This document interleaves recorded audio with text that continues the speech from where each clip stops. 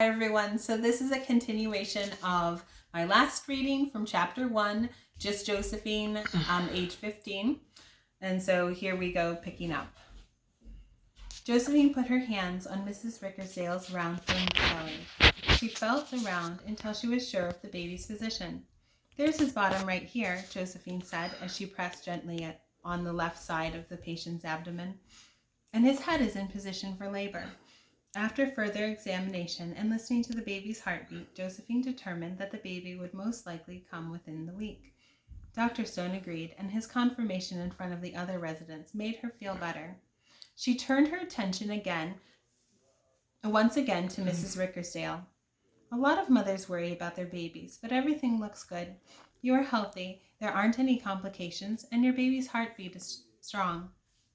The best thing for you and your baby is find something relaxing to do. Remaining calm is essential for a good labor and delivery." Dr. Stone looked at Josephine, his eyes wide. "That's unexpected but good advice, Josephine," he confirmed. Josephine smiled, and Mrs. Rickersdale looked more relaxed. Josephine was glad. It was then that she realized what really mattered was the patients. Being different made her an easy target for teasing, but she had to train herself to care less about what her colleagues felt. She wasn't a doctor to impress her peers. She was a doctor to help others. Mrs. Rickersdale turned out to be one of several patients she saw that day. The hospital hadn't been busier all week. It made the day fly by. Busyness was good in that respect, but it always suppressed her appetite. At lunch, she could barely take more than 2 bites. After 20 minutes, she put the nearly full bowl of salad away in the lounge fridge. She would take it home and have it for dinner. After seeing more patients in the afternoon and early evening, she was more than ready to go home. In fact, she had been so eager to get home, she left her lunch behind at the hospital. She wasn't much of a cook. Hopefully, Marley had left something for her in the refrigerator. It took her over an hour to walk home. No bus went by the Season Hills neighborhood where she lived with her aunt and uncle and their 14 children. When she was lucky, she would get a ride home from one of her co-workers. If she were really lucky, her cousin Camp would pick her up. By the time she got home today, her feet ached and her stomach growled. She opened the tall wooden entry door and put her bag on the table in the entryway. Then she turned the corner into the kitchen. "Hey, Squirt, how was work?" Josephine smiled broadly, not because work had been particularly good, but because Camp was home. "It was okay, I guess. They called me Dr. Josephine again, and after lunch Amber said my hair looked like a tornado dropped a haystack on my head," Josephine said as she unwrapped the long twist of blonde hair piled high in a bun. "Don't pay attention to her," Camp said. "She's just jealous, Jose. They all are. You intimidate a lot of people because you're so young and successful. And you're the most beautiful doctor at the hospital," he smiled. "Camp, you're just saying that to make me feel better." Camp looked at Josephine. Her blue eyes sparkled and her long hair now cascaded to her feet. "Sure, Jose, I'm just saying that to make you feel better," he said sarcastically. "You're the youngest obstetrician in the nation, and you're constantly getting offers to do modeling. Why is it so hard to believe people would be jealous of you?" "Because the other female residents look like women. Some people don't even think I'm 15 yet." Camp shook his head. "Jose, it doesn't matter. You won't look young forever. But you are beautiful, and don't let your co-workers or Aunt Marley tell you any different." Josephine nodded slowly. Easier said than done. "Where is everyone? The house is so quiet," she asked as she opened the fridge and pulled out a container. "Uncle David took everyone out for dinner." "You didn't go?" She closed the fridge door with her foot and headed to the opposite counter. "I had another audition. I just got back," Camp said, sitting down at the island. "That's great. How'd it go?" she asked. "Well, all 3 of the interviewers were excited when I walked in. Then they greeted me as Sam Howell," Camp said disappointedly. "Oh no, again?" Josephine grabbed a fork from the kitchen drawer and sat down at the island next to Camp. "Yes, again," he groaned. "I was on Making Friends nearly all my life with Sam Howell, and I'm beginning to think that's all I'll ever be."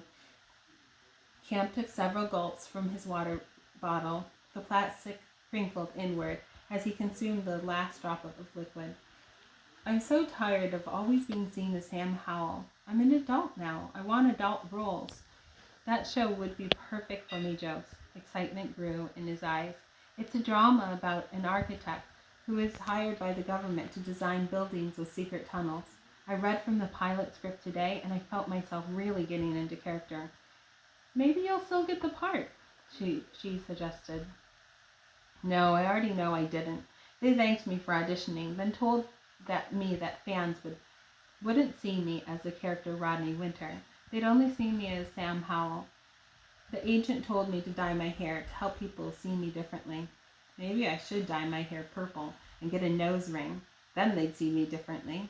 He rolled his eyes and looked at Josephine. Or maybe I'll dye my hair blonde, he said, tugging gently at her hair. Oh, Camp, that would be so cool. We would look like real brother and sister. Everyone's always saying we look alike, except for our hair color. Oh, Jose, I'm only joking.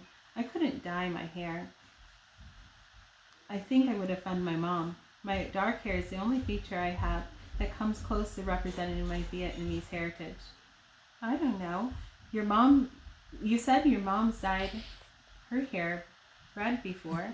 She'll understand you needing to do it for a part. Besides, Josephine paused. It's only Josephine coughed, temporary, until you get a job. Are you okay, Jose? She scratched her neck, then her arms. I'm fine. I just need a drink of water. She got up and filled a cup at the sink, took a drink, then sat down again. Camp continued. Anyway, if I get hired in with blonde hair, that may become my character trait. I'll have to keep dyeing it. I have another interview tomorrow. Maybe I'll have better luck. Camp resolved that changing his look was not an option, but he was sure Josephine would have a rebuttal for his point, and he waited for her response. She didn't answer. Instead, she stood up, this time her hand against her throat. He realized in an instant what was happening. He shot up off the bar stool.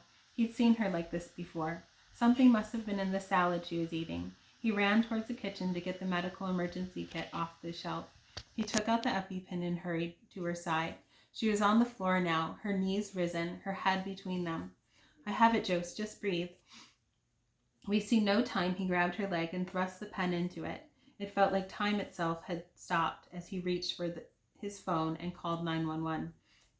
He tried to reassure her, but inside he was scared stiff. Once Josephine unknowingly ate shrimp, and her entire throat nearly swelled shut. He still had the terrifying image of her, barely conscious, being wheeled off by the paramedics, not sure if he would see her alive again. To his relief, within a short period of time, Josephine began to breathe again normally, though both of them were shaken up by the occurrence. Camp helped her to the couch. She'd still need to be taken to the hospital, just in case the EpiPen wasn't enough. Until they waited for the paramedics, he ran to the kitchen to examine the salad while they waited. He grabbed the container and saw the problem right away. Carrots, Jose, it has carrots. Josephine looked to where Camp stood in the kitchen, then looked down at the floor again.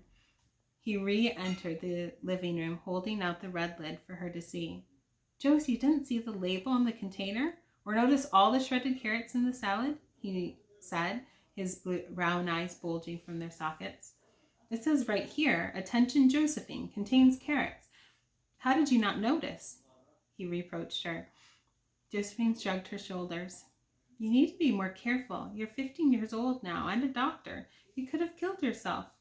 What if I hadn't been here? I doubt you could have made it to the emergency kit on time, he said in a sharp and stern tone. He stood right over her now and continued lecturing. You're going to be on your own someday. You need to get in the habit of examining your food or preparing it yourself instead of relying on leftovers Marley leaves in the fridge. You sound like Marley, Josephine said, biting her quivering lip. She dabbed both eyes with her sleeve. Camp let out a sigh. Jose, don't cry, he said, as he sat down on the couch next to her. Just be more careful, okay? I love you like a sister. I don't want anything to happen to you. I don't know what I'd do if anything happened to you. He put his arms around her, and just as she started to calm down, the ambulance arrived. The paramedics examined her quickly, then got her on the stretcher. Camp rode with her to the hospital. She wouldn't want to go without him, nor would he send her by herself. After being examined by a doctor, Josephine got the approval to be released from the hospital. She was glad. She had hoped to do her studying today so she could do something fun on her day off tomorrow. She would have hated to have to spend the night in the hospital under observation. She liked working there, but she didn't like to be a patient. Oh, all the foolishness! A shrill voice pierced the air as Marley Zimmerman stormed into the hospital room. Josephine, it's the kid's bedtime, and I have to come to the hospital because the genius that you are forgot to read a label. Marley bruited and continued to complain out loud. Camp, who had been sitting next to Josephine, stood up. Auntie, it's my fault.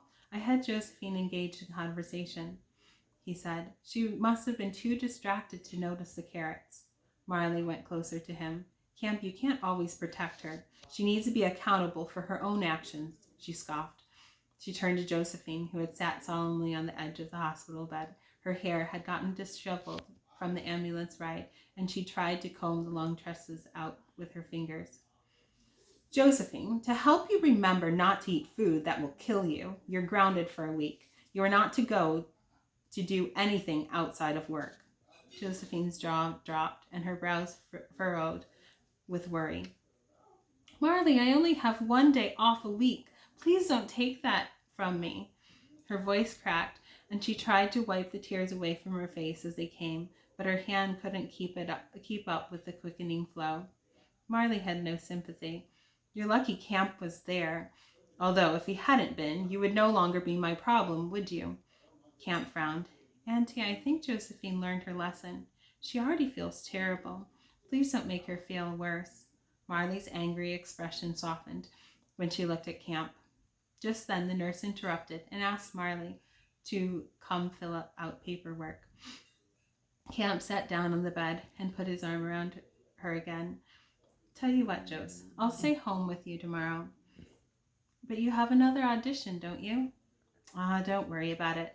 Sam Howell would rather spend time with the totally awesome Dr. Josephine anyway. Josephine couldn't help but smile. She wasn't offended when he called her that. She knew he loved her and was just trying to distract her from Marley's hate-filled actions. He always knew what to say to make her feel better. I love you, Camp. I love you too, Jose. She leaned toward him, resting her head on his shoulder. Having allergies and an aunt like Marley may be 2 more disadvantages, but one thing was for sure. Having Camp in her life was the best advantage one could have. Hope you enjoyed the story. I'll see you guys next time. Bye.